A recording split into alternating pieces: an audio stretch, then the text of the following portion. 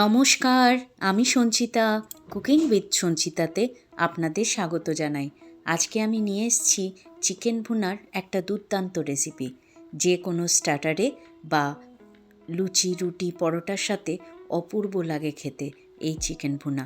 একবার এই পদ্ধতিতে অবশ্যই ট্রাই করে দেখবেন, এটা আমার অনুরোধ রইল।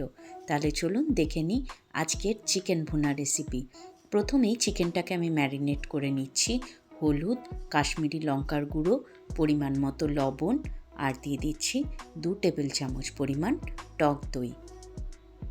খুব ভালোভাবে ম্যারিনেট করে আমি এটা রেখে দেবো 1 ঘন্টা রেস্টিং টাইমে। ব্যাস, তাহলেই হাফ কাজ রেডি।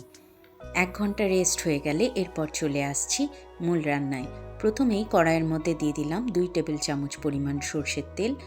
তেলে আমি ফোড়নে দিয়ে দিচ্ছি গোটা গরম মশলা, দারচিনি, এলাচ, লবঙ্গ, আর দিয়ে দিলাম হাফ টিস্পুন গোটা জিরে। ফোড়নটার থেকে সুন্দর একটা ফ্লেভার বেরিয়ে এলে আমি এখানে অ্যাড করে দিলাম কুচনো রসুন। আমি এখানে 15 কোয়ার মতো রসুন ভালো করে কুচিয়ে অ্যাড করে দিয়েছি। রসুনটা সুন্দর করে ভাজা হয়ে গেলে দিয়ে দিলাম ঝালের জন্য কাঁচা লঙ্কা কুচনো। সবগুলো সুন্দরভাবে হালকা 1 থেকে 1.5 মিনিট ভেজে নেব। একটু কালার চলে এলেই আমি এখানে 3টে বড় সাইজের পেঁয়াজ একদম পাতলা পাতলা স্লাইস করে কেটে নিয়েছি, সেটা এখানে দিয়ে দিলাম। এরপর সমস্ত উপকরণ খুব ভালোভাবে একদম লাল লাল হয়ে যাওয়া পর্যন্ত ভেজে নিতে হবে। পেঁয়াজটা খুব ভালোভাবে ভেজে নিতে হবে। পেঁয়াজের কুকিং প্রসেসটা যাতে খুব তাড়াতাড়ি হয়ে যায় তার জন্য আমি এখানে সামান্য একটু লবণ অ্যাড করে দিলাম। তাতে পেঁয়াজটা খুব তাড়াতাড়ি ভাজা হয়ে যাবে এবং পেঁয়াজটা নরমও হয়ে যাবে। পেঁয়াজটা দেখুন 5-7 মিনিটের মধ্যেই সুন্দরভাবে ভাজা হয়ে গেছে। এরপর আমি এখানে অ্যাড করে দিলাম 1 চামচ পরিমাণ আদার পেস্ট। আমি এখানে কোনো প্রকার রসুনের পেস্ট ব্যবহার করব না। প্রথমেই তেলের মধ্যে যে রসুন কুচিটা দিয়েছিলাম তাতে কিন্তু এই রেসিপিটা একটু অন্যরকম হবে, আর তেলের মধ্যে রসুনের ফ্লেভারটাও চলে আসবে।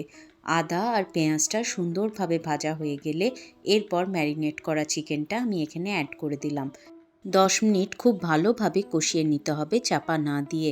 একদম মিডিয়াম হিটে খুব ভালোভাবে নাড়িয়ে চাড়িয়ে কষাতে থাকবো। ভালোভাবে কষানো হয়ে গেলে 10 মিনিট পর আমি এখানে অ্যাড করে দেব মিট মশলা। মিট মশলা অ্যাড করলে এই চিকেনের ফ্লেভারটা খুব সুন্দর আসবে। আপনারা চাইলে জিরে গুঁড়ো, ধনে গুঁড়ো দিয়েও করতে পারেন, তবে একটা ভালো কোম্পানির কোনো মিট মশলা এই চিকেন ভুনাতে একটু অ্যাড করে দেখবেন, ফ্লেভারটা কিন্তু খুব সুন্দর আসে। একটু মিট মশলা অ্যাড করে আরও 5-7 মিনিট খুব ভালোভাবে কষিয়ে নেব। তবে এবারে চাপা দিয়ে আমি একদম লো হিটে আস্তে আস্তে কষাতে থাকবো।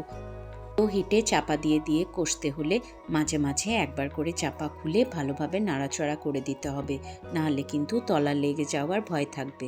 এই চিকেন ভুনাতে আমি কোনো প্রকার জল অ্যাড করব না, তাই একদম চাপা দিয়ে লো হিটে রান্নাটা করে নিতে হবে। ভালোভাবে চিকেনটা কষানো হয়ে গেছে। এরপর দেখুন আমি এখানে অ্যাড করে দিলাম পেঁয়াজ, টমেটো, চেরা কাঁচা লঙ্কা আর কসুরি মেথি।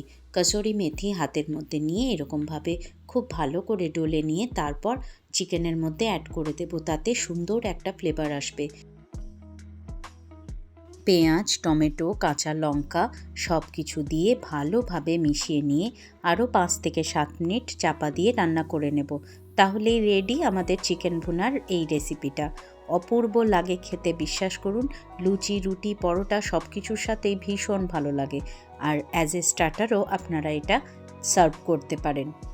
ভীষণ লোভনীয় একটা চিকেন রেসিপি, আশা করি আপনাদের ভীষণ ভালো লাগলো। যারা চিকেন খেতে ভালোবাসে তাদের এইভাবে একবার বানিয়ে দেখুন, তারা কিন্তু আঙুল চেটে পুটে খাবে, এটা আমার গ্যারেন্টি। এত দুর্দান্ত হয় এই চিকেন রেসিপিটা, একবার হলেও বাড়িতে ট্রাই করে দেখবেন। বড় থেকে ছোট সকলেই কিন্তু ভীষণ ভালোভাবে খাবে।